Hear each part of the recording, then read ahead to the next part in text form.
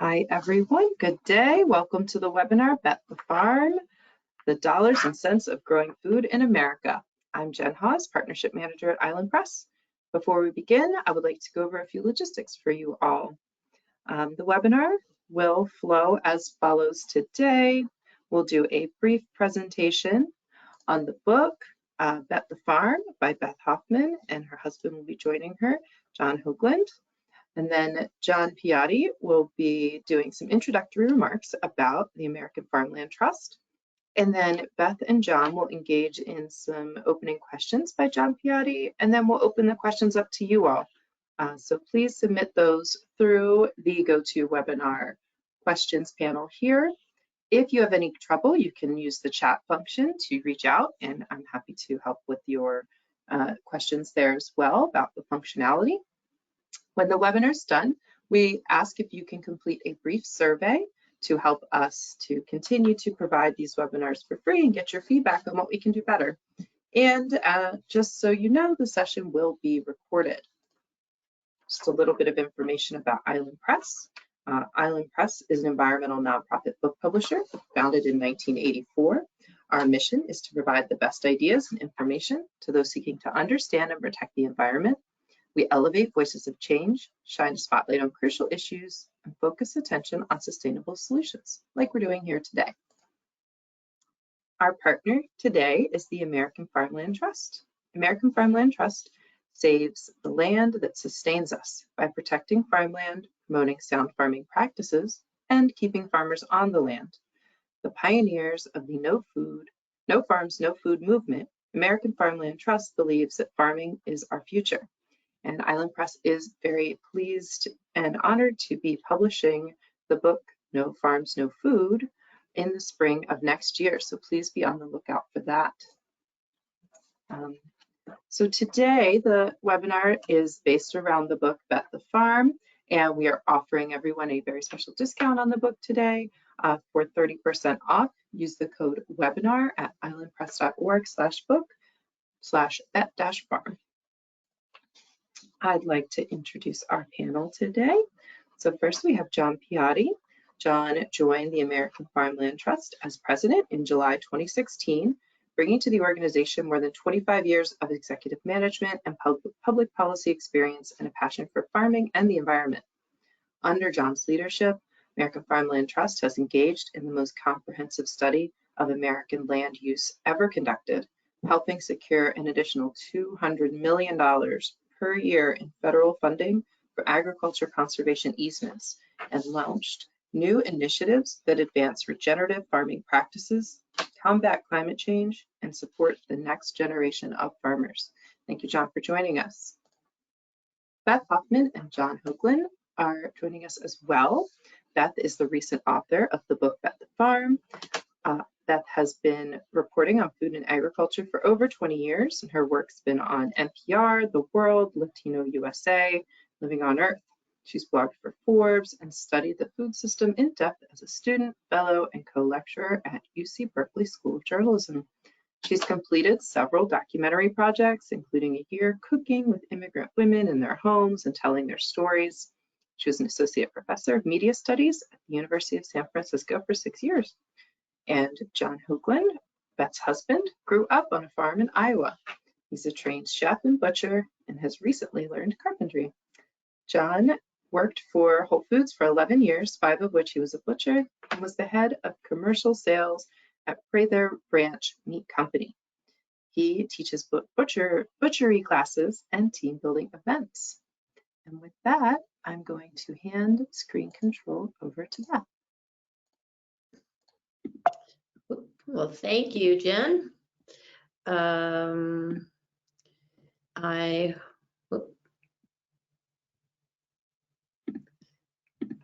We'll start here. All right. So my name is Beth Hoffman, as Jen said. I was born and grew up in New York City, outside of New York City, and lived in many different areas of the world, of the country.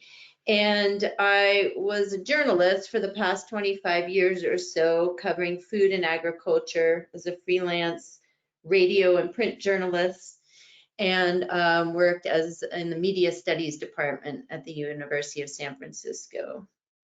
And my name is John Hovland. I grew up on our farm in Iowa. I went to the University of Iowa, got my degree in English, and then promptly went to San Francisco to go to culinary school. While I was in San Francisco, I had a couple of kids, and I worked as a chef for about 8 years. Then I got into wine for a little while, and then I was a butcher. I was a butcher for about 12 years. I'd always wanted to move back to Iowa. It had been a goal pretty much from the time I hit San Francisco. When I first met Beth, I had just gotten back from Iowa, and talking to her, I told her that I was going to move back to Iowa when my kids got out of high school. And I didn't really think much about it. We were just neighbors at the time. We didn't, we didn't have any kind of relationship. But as we started dating and eventually got married, we started spending summers on the farm. And you can see little slice of the farm right here, what it looks like. So it's a very beautiful place. It's very green and lush with hills. There's patches of forest throughout. So it might not be exactly what you think that Iowa looks like, but this is what the farm looks like. So yeah, our farm is, the original farm is 530 plus acres. We're in South Central Iowa. We get a lot of rain, so we don't have any irrigation. In the picture that you see on the screen, down through the trees, you can actually see one of our ponds. It's quite a ways in the distance. Iowa farmland is famous for corn and soybeans. Where we live, my dad jokingly used to refer to it as the infertile crescent, because the hills down there are steep enough that you really should not row crop it. A lot of the neighbors do, but it's quite erodible. But it makes great pasture. So livestock and trees are really what should be grown down there. It makes great silvopasture. My dad, being the fourth generation, did a great job really taking care of the land. He put in quite a bit of terracing and tiling. But his grazing practices were really old school. He would put the cattle into a pasture, and he would keep them there until the fences wouldn't hold them anymore, and then we'd move them to another pasture. And that was really hard on the diversity of plants. We had a lot of invasive species, a lot of weeds, and that was one of the big problems with our farm when we took over, is there's a lot of invasive plants. And to be clear, John's dad was also doing corn and soybeans at the time, which is something that we'll talk about a little bit more. But, so during the summers, we'd come out and we swim in the ponds, and we'd build fence and chase down missing cows or escaped cows. And I began to think about it and see farming as a possibility for us. To put into practice all the things that I had kind of learned while doing journalism. It felt like it was a gift that we could actually become farmers on this land, but I could also see that there were a lot of challenges. So probably the biggest challenge was my dad. As probably in most relationships, trying to move from one generation to the next. He in this photo, he's 87. He's driving a bulldozer that's 62 years old, but it's one of his favorite things to do. So he'd already been on the land for 50 plus years, and at that point he'd stopped row cropping, but he had rented the land to a younger guy who was row cropping just like he had. He'd also taken on sort of an apprentice guy who was helping with the cattle.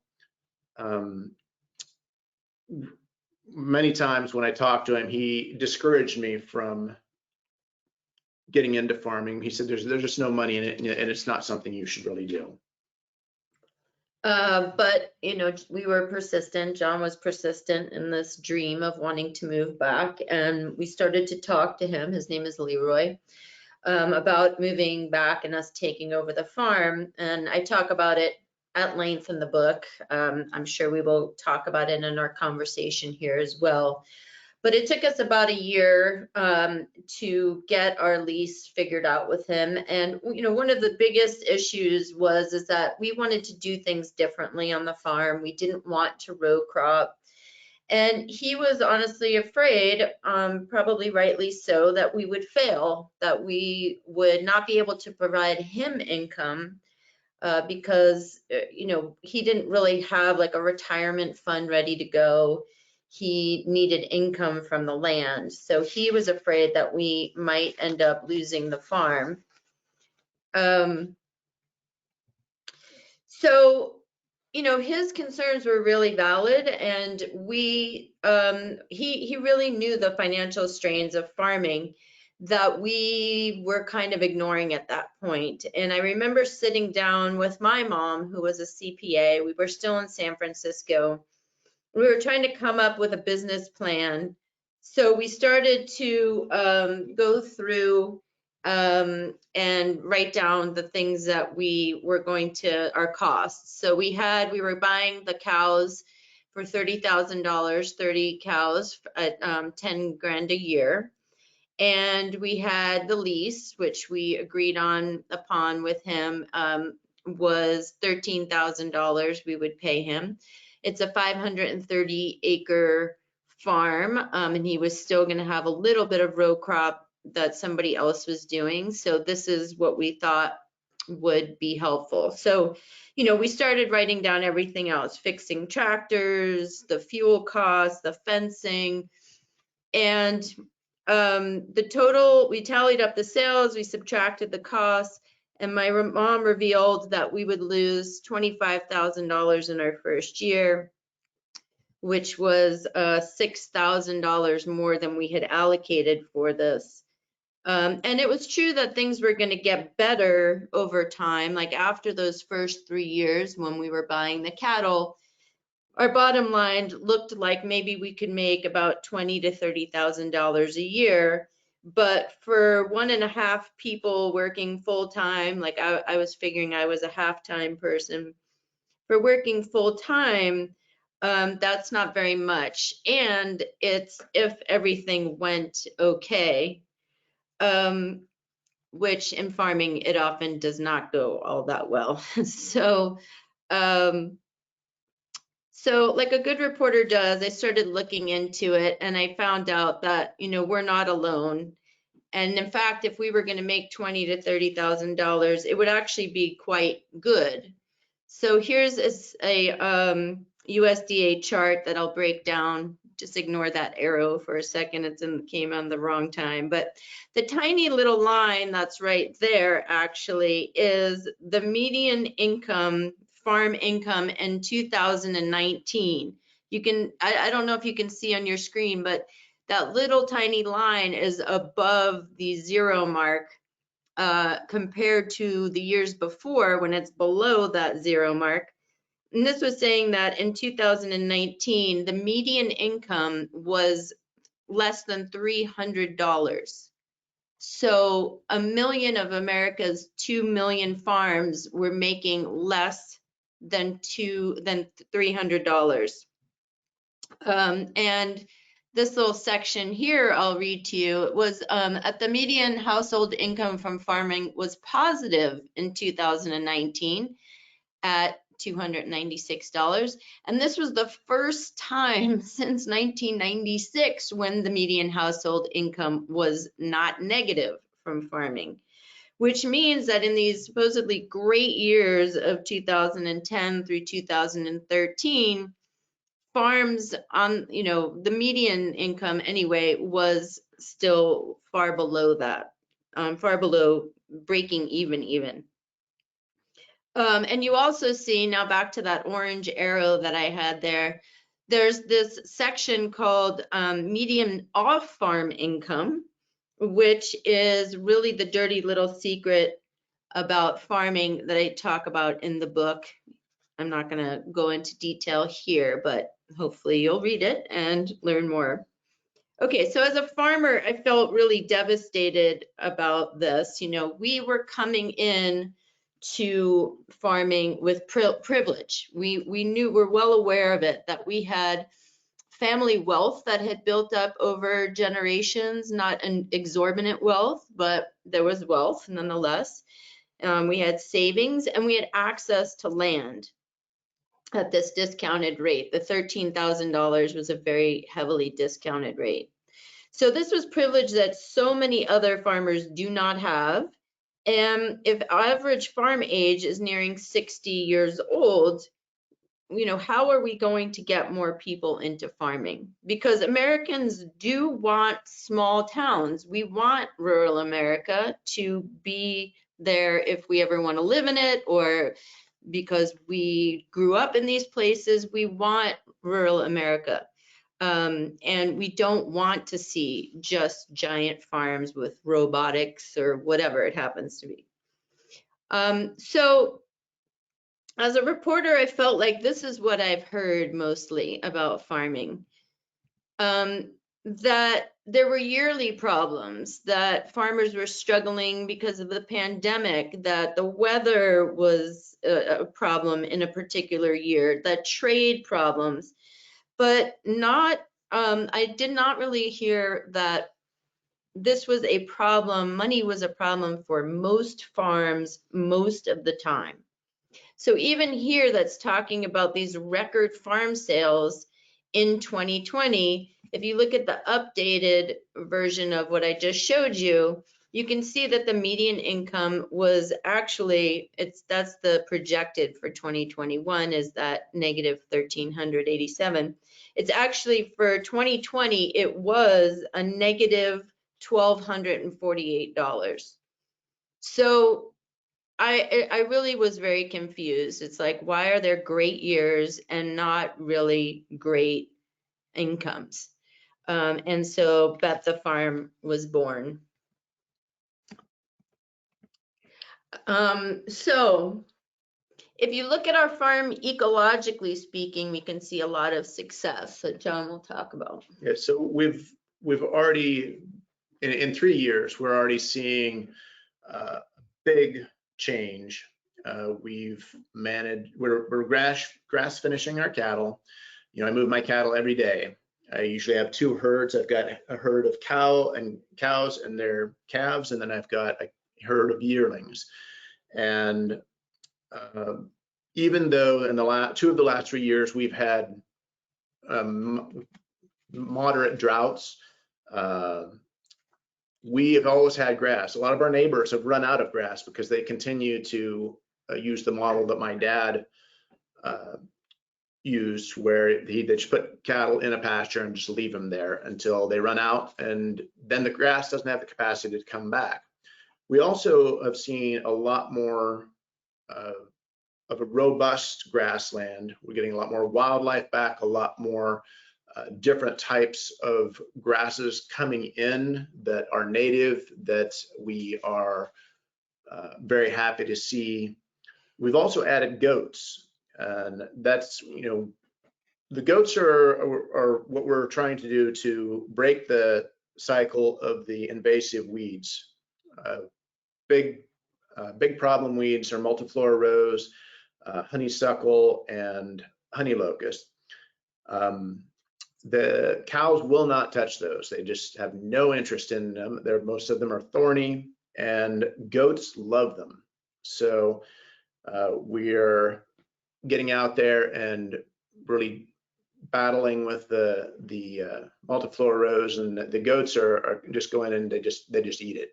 And so it's allowing us to release a lot of oaks and hickory trees that have been overtopped by the honeysuckle and things, and it is allowing the grasses to come back some of the native grasses, because the goats will eat those, but they eat them last. We're also working with a lot of foraged foods. You can see here, Beth has got some of the first oyster mushrooms off our farm from the season. Oyster mushrooms are very plentiful. We also, there's only so much two people in their 50s can do. And if we want to have a lasting change in agriculture, we're going to have to ensure that we can make a living. Yeah, so in the book, I started looking at these questions, and because when compared to other industries, young people are not really able to enter farming, or they enter and are disillusioned and burn out and leave. And it's not because people don't want to work hard. That's a kind of one of the myths that I talk about. People are not. In fact, farmers often work too hard, and they end up in a point where they're self-exploiting themselves in service of the farm. It's that they don't want to work that hard and make no money. And for people of color, there's such little access and support on getting on the land. So the Bet the Farm looks at this kinds of questions about why most farms are not making money. What that off-farm income is all about, the history of agriculture, how we ended up in this place, misunderstandings that I see that are very prevalent, and the myths surrounding farming that I believe really limit not only the public's view of farming, but how farmers view their own career choice, and some of the new narratives that we can use to help find solutions to these problems. All right, I'm going to stop us here. Jen, if you could have us come back.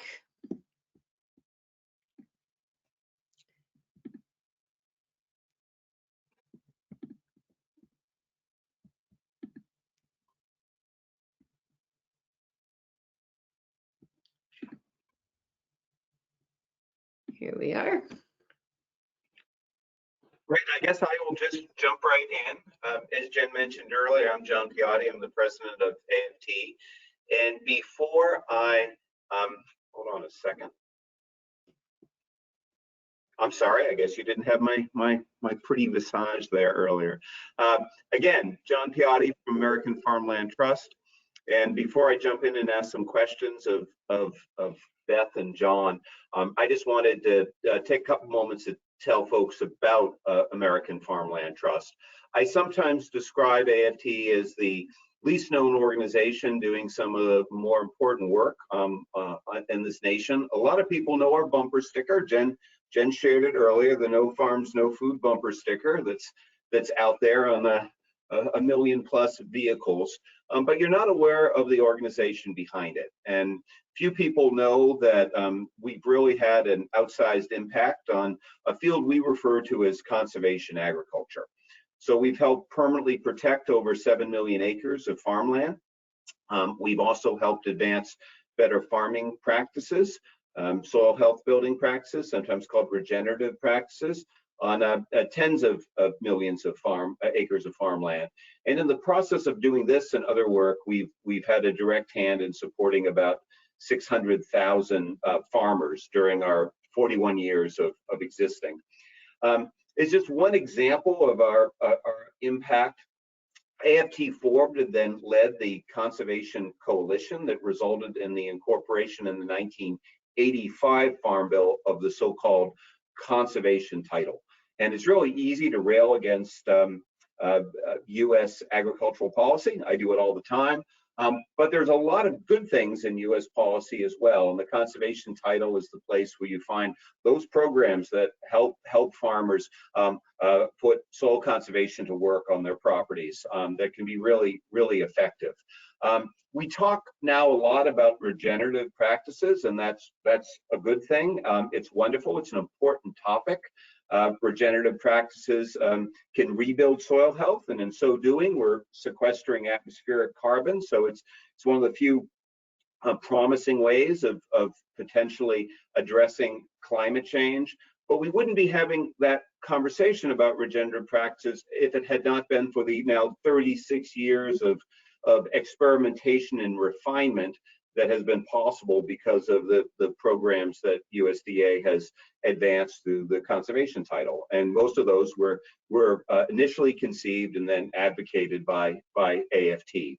So as I said, big impact, but not necessarily well known out there in the public. We operate nationally, focusing on policy, and we do a lot of research. We're all about the science and the underlying research that drives policy. But we also operate in depth in key locations, getting our hands literally dirty, working with farmers. That gives us the credibility and the knowledge that's really needed to advance both state and federal policy. AFT was formed in 1980 to really, as the first organization to bring environmental and agricultural issues together, to view them both, I guess you could say, as two sides of the same coin. And at the time, in 1980, there was no other group doing that. That's not the case now, fortunately. There's a lot of groups that think about it, but AFT is still unique in another way, and that is we really get the point that the food system is a system, and we try to take a holistic view to it. So for us, it's about the land itself, it's about the practices on the land, and it's about the people who steward that land. And those three things are all interwoven in very powerful ways. Some of that might come across in some of the questions today. Beth and John are obviously examples of good stewards of the land and great examples of the next generation of farmers who are trying to make a go of it. I've spent 30 years of my life working with farmers, a lot of those working with older farmers, and a lot of that time working with new folks and helping them get on the land. And there's a lot of motivations to get into farming. But at the same time, as you just heard Beth and John mention, there are a lot of challenges and a lot of hurdles. And I have, and I hope all of us have, incredible respect for the people who choose this path. Because simply put, the rest of us couldn't live without their efforts. And as you heard Beth just mention, they're generally not being well compensated for the work that they're doing. So as I was hearing your presentation, Beth and John, I was full of a whole bunch of questions. We can go down so many paths here. We can talk about land access. We can talk about equity issues. We can talk about better farming practices. But I really enjoyed your book. There's been a lot of books and movies now about farming. Some of them have been really good. Some of them have been a little one-sided. But overall, it has elevated, I think, the public's understanding of agriculture. But very few of those really deal with the issue that you have identified so well, which is fundamentally, farmers need to make a living or they're not going to stay in business. And we can talk all we want about all the good that farmers can do, the food they can bring, the environmental services they can provide. But if they can't afford to operate, none of that good is going to happen. So I guess I'd love to focus on that issue as my first question and simply ask you, given your own experience, where do things stand now on the farm? Are you getting a leg up on it? And what do you see as the best strategies that might help us change the mindset in America so people both understand what's happening with our farms, and then there are both market and policy forces to help move the needle in the right direction? Big question, I know, but your big thing. Just a question there. Yeah, so we, I guess, you know, the book is really talking about all of these issues throughout. So it's to summarize here in a little, you know, few moments is quite difficult to do.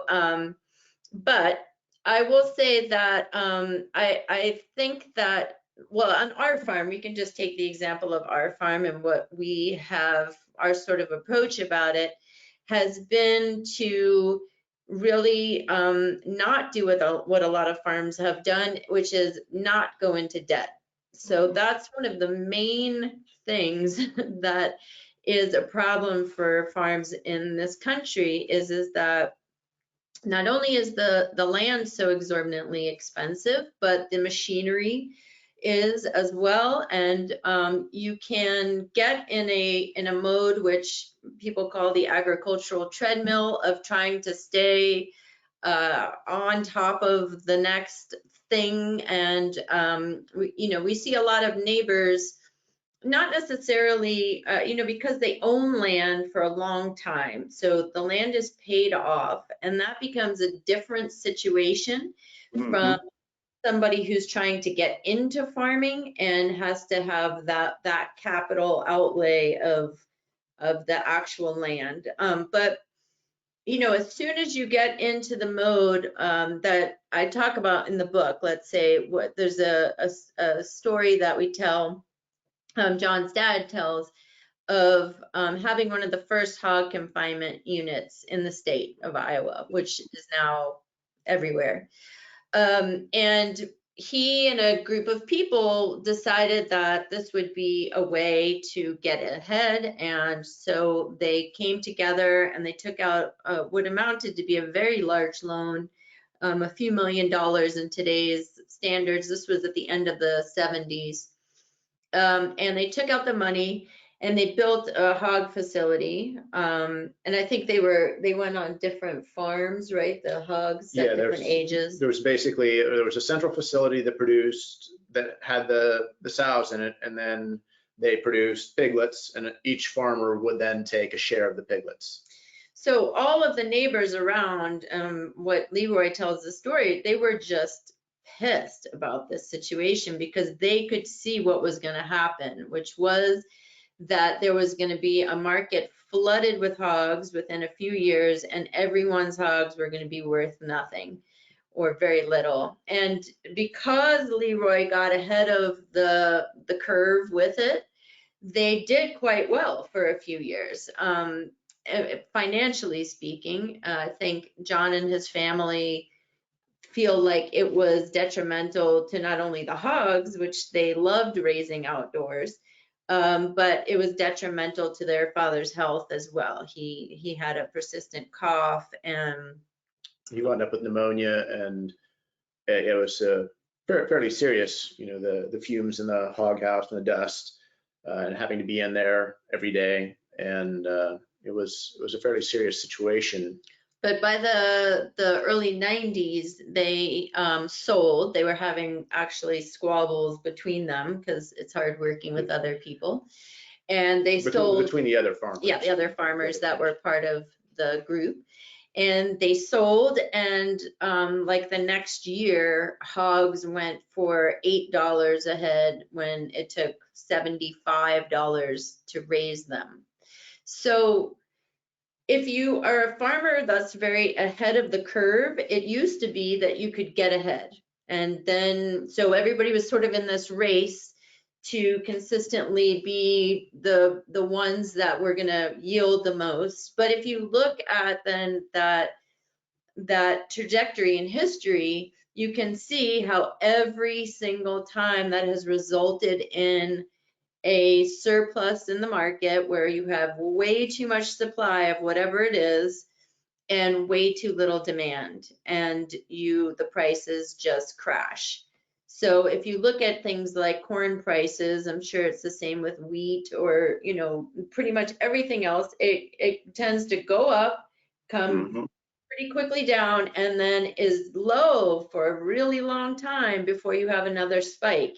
And right now we're having another small spike, it looks like, with corn and soybeans. But the cost of inputs is now all of a sudden, out the roof, and everybody's already worried about not making any money next year. Yeah. So I'm sorry, go on. Yeah, it's very short-lived. So that's what we've tried to do, is not go into debt. We have like one new thing was a four-wheeler. We've purchased some cattle, but we really haven't bought anything else. And we're just really trying to maintain a low input system, because as soon as you get into that cycle, you can't get out of it, and that's really tough. No, it's a great point, and I'll make a comment on debt. In addition to it often not being the best financial strategy for the reasons that you pointed out, it also shackles the hands of farmers and makes it harder for them to make changes. If you've invested in a certain infrastructure, you can't really often afford to change your operation. So so frequently when you hear people say, oh, why don't you just as a farmer move in this direction or that direction? Why aren't you raising produce for direct market sales or whatever? Get out of this commodity situation. Those things are often offered with very little understanding of a whole range of realities, market realities certainly that may not allow that to even be possible, but also the fact that these are farms that are usually operating on very thin margins. It's really risky to make any change. And on top of that, you may have considerable debt, which is linked back to certain infrastructure or kinds of operations that make it very hard to change. Any reactions or comments to that? Yeah, I mean, when we talked about this together, when I was writing the book and I was asking John about his dad and why wouldn't his dad, if he knew some of the problems, why wouldn't you change, And his reaction was that in order to do something like go organic, that's a perfect example, it's a 3-year period. So what exactly are you selling within that 3-year period while you're trying to change things up and have increased expenses of things like labor, the certification process, all of that kind of stuff. So it's not just how will we eat ourselves because we have no income, but how are we going to afford to pay off the debt from that hog facility, which was, 15 years ago, that we're still paying off today. So it took John's dad 30 years. I mean, it was a really long time to pay off all the debt that was owed. You don't have the ability to just switch gears and do something different, even if in the long run you think it's going to make more money. Were you gonna? I was just going to say, yeah, my dad he started farming when he was in his late 30s full time, and through the 80s and various getting various loans, he was at one point we were $750,000 in debt, and he was 74 when he finally paid off the farm. Yep. At 74, it's pretty hard to start anything new. Absolutely. I want to talk about land access. You raised it in your presentation.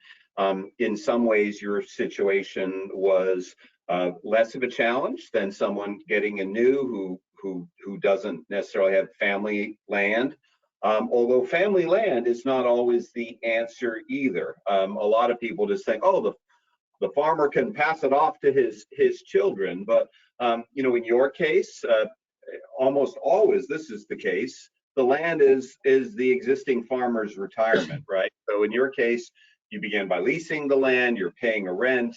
In many cases, the farmer can't afford to just gift that land, and even when they can, there's sometimes multiple siblings, and there are issues of equity and how you do all of that.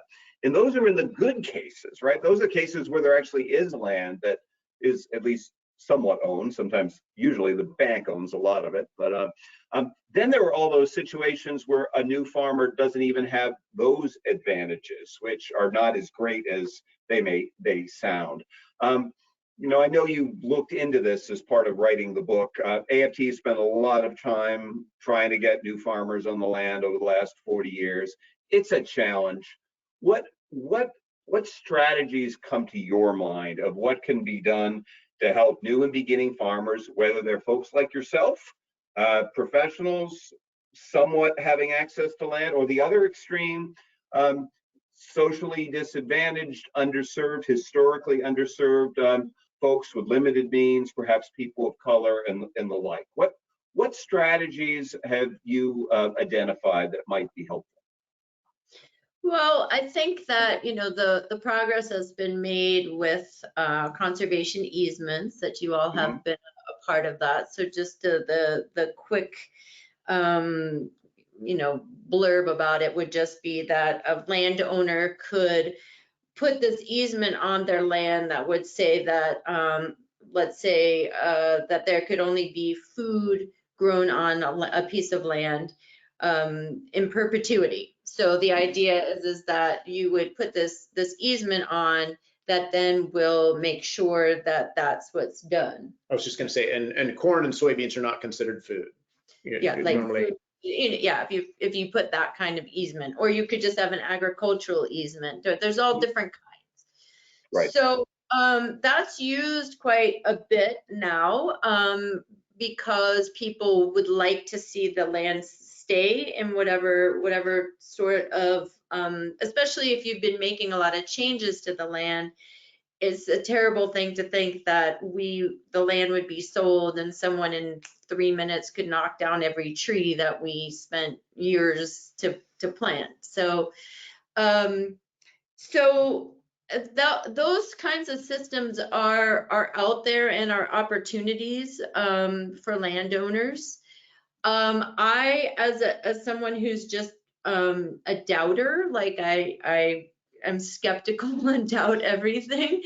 I question in 100 years with climate change and people having issues, like how is that actually going to work? And I'm sure that you all know much more than I do about it. It's not my specialty. So what we've kind of done is think about it in a more active sense of wanting to find people that will specifically take over the land after us. We purchased our own land so that we can do whatever we want about it, and the family isn't going to, we won't have that kind of family squabbling over this piece of land. But what we've been doing is we are trying to set up a system where we are encouraging people to start their own businesses. So it's a little bit different than a cooperative. We think that one of the great things about farming or any kind of becoming a business owner of any kind is the equity that you can build in your business. So we want people to come on, own what they're doing. So for example, we have a young man who is, we hope is coming to run chickens on the farm. So for us, the rent he will pay will be in the ecological service of these birds eating all of the fly larvae out of the cow poop. So they will follow behind the cattle. And that service for us is worth a ton. I mean, it's worth more than money could buy. And as a result, he will then own the chickens. We can market them together. We can make whatever kind of decisions we want about the selling and the distribution channels. But we want him to be able to build the equity and wealth in owning that project. He could up and leave with all of those birds, with his branding, all of those things that we think is important for farms to build. So it's not just this piece of land, and it's in this region of the world, it's corn suitability rating. You know, if your star determines everything about the worth of your farm. If you actually have a brand, you have customers, those are things that make a business have more value. So we are viewing it in that way. One of the things that I've learned, and when we want to touch on what your question about equity, one of the things that I really learned when we started looking into this is that, you know, if I called around and, you know, here I am, a middle-aged white lady, and I'm calling and saying, like, we're looking for people of color to come on the land and we've got free land. And I was very, very justifiably, somebody said to me, like, okay, that's nice. And I'm having a lot of phone calls from people like you, white, middle-aged ladies who are wanting to do well and good about this, who are calling about it. But you have to understand that the system is the problem. It's not just this piece of land. And there's this whole discriminatory system that's been in place at the USDA. That's not just my opinion. That's a very well documented Absolutely. system. There's court cases and lots of things that have gone on about that. So it's providing support, expertise, cultural support. Sometimes it's probably a really difficult thing to be the only person of color living in a farmland area of only white people, because 98% of land is owned by white people. And financing, of course. So we are learning.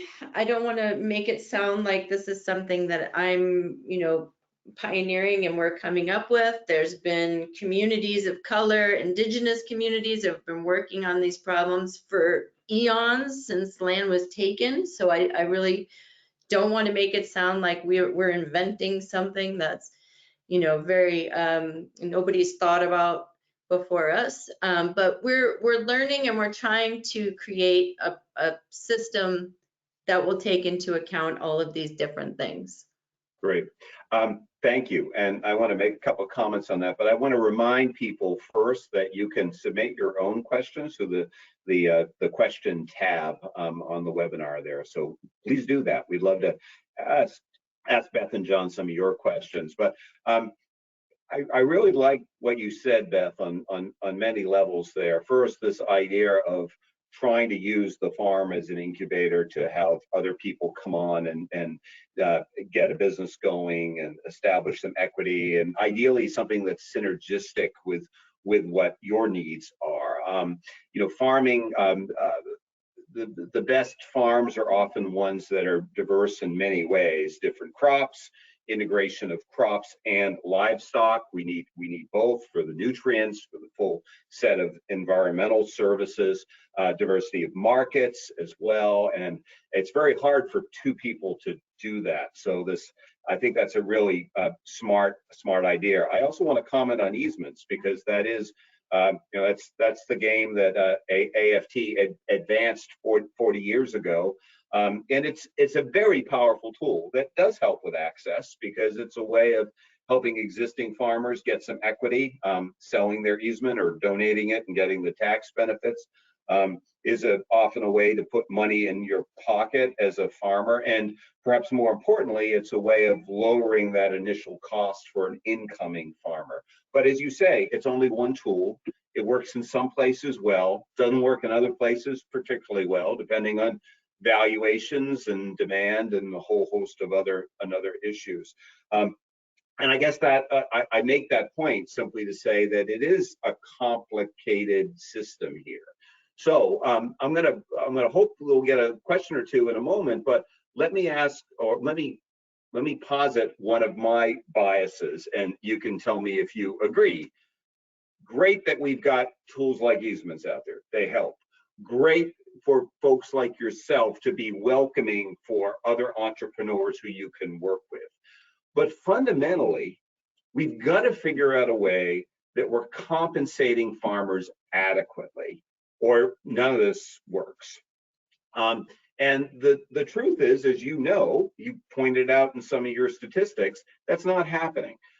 Farmers operate on very tight margins. They are often not being compensated at the level of their cost of production. And so my bias is that we ultimately need a system which is compensating farmers fairly. And that probably means compensating them not only for the food that they are growing, but also for a range of environmental services that they're providing. And my own bias is government has a role to play in that. This is not one of those instances where government can't be involved, has to be involved. But government is only one player. and we're beginning to see some changes in the marketplace as well that could help. Speak to the audience and me about both. I'm curious if you agree with my perspective that ultimately we have to crack that nut. And B, if you've had any experience with either government programs or market forces that have helped or hindered you on that trajectory. Yeah, well, there feels like there's two. Do you want to? Yeah, I mean, I couldn't agree more about figuring out how to pay farmers for the value of what they're doing. But, you know, everybody likes cheap food.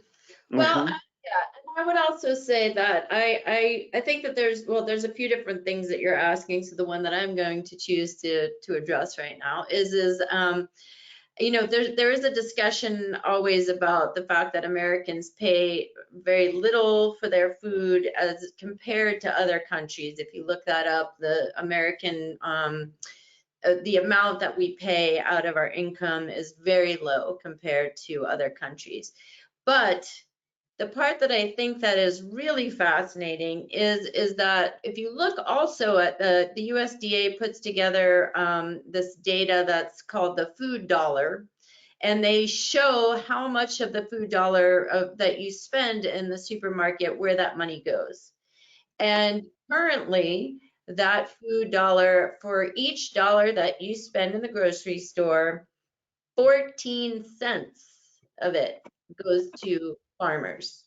Yeah. And 85 and plus cents goes to the brand, the marketing, et cetera, et cetera. And I would say that part of what's happened as farmers, you know, it's very difficult to do everything yourself, to do the process, to do the marketing, to do the distribution. And so farmers, companies came in and basically took over those roles. And what happened is that farmers lost power in that field, and they gave away basically not only income, but their own power in setting prices. So currently, in most places, if you have cattle, for example, you don't have more than one buyer to sell to, and that's it. They come in and they tell you what they're going to pay you, and that's what you get, whether you like it or not. You cannot set the price based on your cost of production. The price is dictated to you about how much they are going to be willing to pay for your products. That's a power issue in my mind. And I believe that you also have, you know, CEOs at the top of this pyramid that are taking enormous amounts of this money up, and it could be very easily redistributed to be much more equitable to farmers. Yeah, great point. We're starting to get a couple questions come in, and we don't have a lot more time. So I'm going to try to rattle off a few questions fairly quickly and ask you to try to give some fairly compressed answers. So you talked earlier about corn and soy. You meant, and you alluded to the fact that a lot of it is used primarily for feed. Corn's also used for ethanol, not directly for human food consumption. Any thoughts on what could be done, or should something be done in order to, I'm making sure I got the question right, maybe through U.S. government policy to have some alternatives or to shift away from corn and soy? I would say that first and foremost at the top of the list is that people at the USDA offices have to have the time and the energy to think about how to help the farmers in their region transition. So when you go into the USDA office in this county, that's what they know about is corn and soybeans. That's what you hear about. That's all the advice that's available.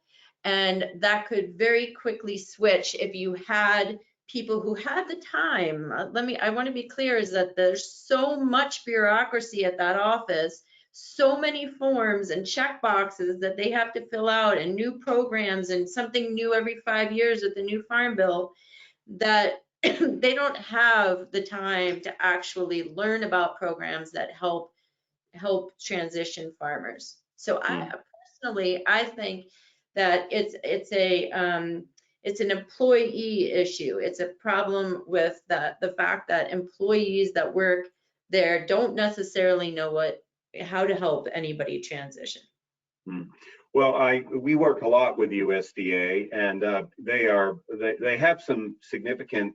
They do some good work, some really good work, and there's some really great people there. That's my opinion. But they are challenged in their own capacity issues. So there's absolutely no question about it. But there's another question from actually a USDA employee, if I'm not mistaken, who's curious to know if your farm was able to receive any of the funds that USDA put forward last year to help with pandemic relief. Were you?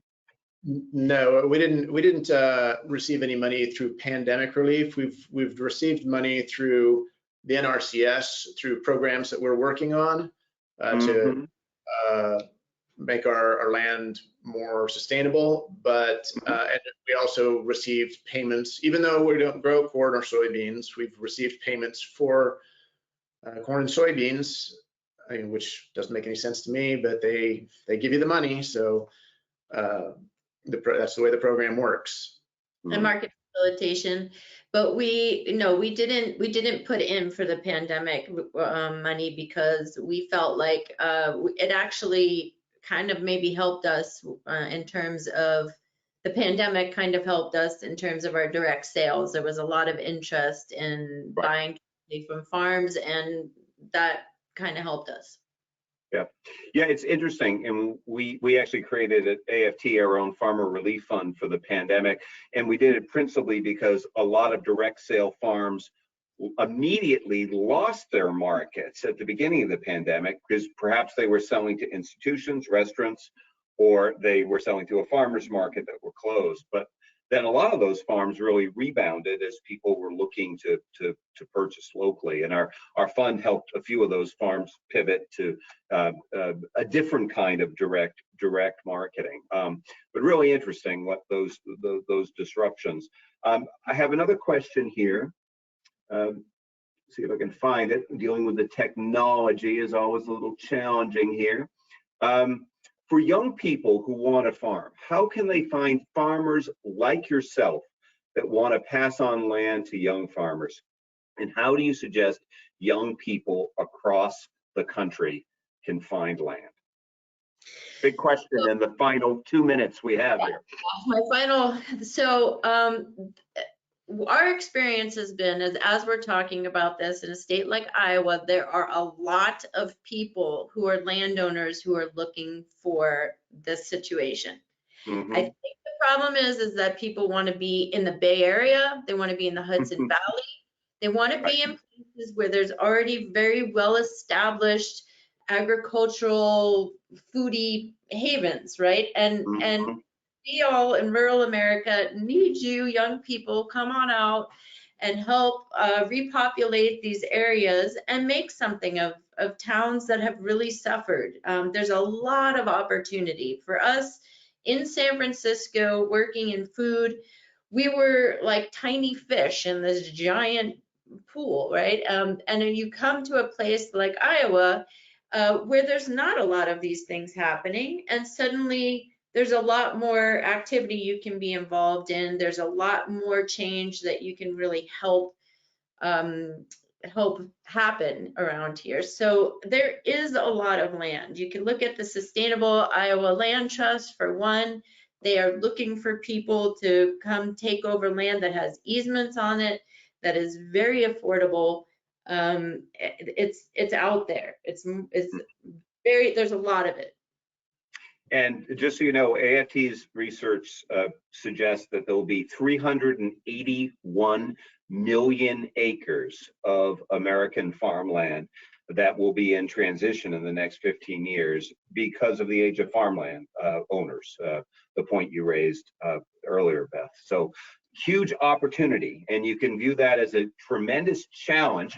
Who's going to farm that land? Is all that land going to be lost to agriculture, or you could view it as a huge opportunity. Being a glass half full kind of guy, I take the latter route. We need to wrap up, but I want to give each of you a chance for a last quick comment or point that you might want to make. John or Beth? She's the talker. It's Iowa has a lot of, from people on the coast, people don't really understand why the Midwest, why would you be in Iowa, why? And it's a really beautiful place in the world, and I really encourage people to visit, come get in touch with us. We have people come out to the farm all the time. We love to have people come visit, and the land where we are is cheap compared to most places. It's good land. And it has water. We have water. Well, AFT, it was mentioned early on, one of our little taglines, the no farms, no food. The more positive one is farming is our future. And if we don't get farming right, we really can't hope for a sustainable future. But people like you two and literally hundreds of thousands of others who are farming well and doing it for the right reasons give me great hope. And I just have such respect for people like yourselves who spend their lives trying to make the world a better place and trying to keep us fed. So thank you for all you do. Keep at it. I encourage everyone here to read the book. It really offers a very practical and appropriate way to view some of these issues that is often overlooked in some of the hoopla around agriculture. It was a refreshing read, and I'm sure you'll enjoy it. So Beth, John, thank you again for all you do. Thank you, John. Thank you. Thanks, everyone. We appreciate your time, and we'll send out the recording. Please fill out the survey as you exit and get the book for 30% off from Island Press with the code webinar. Thank you to our panelists. Have a wonderful rest of your day, everyone. Bye-bye.